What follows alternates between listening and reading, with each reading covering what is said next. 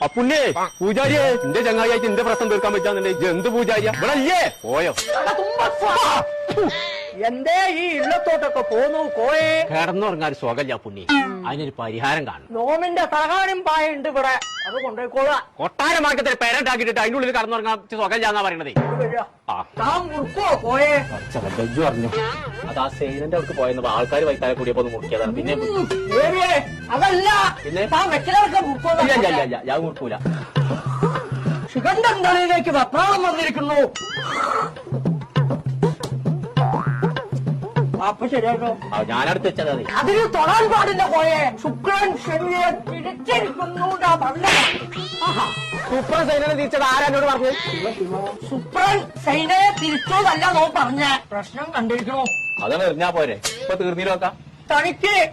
ഇരുമ്പിന്റെ കാറ്റ് കൊള്ളാൻ പാടില്ല ഫാനായ ഫാന് മുഴുവൻ ഇരുമ്പല്ലേ അതല്ല മരത്തിന്റെ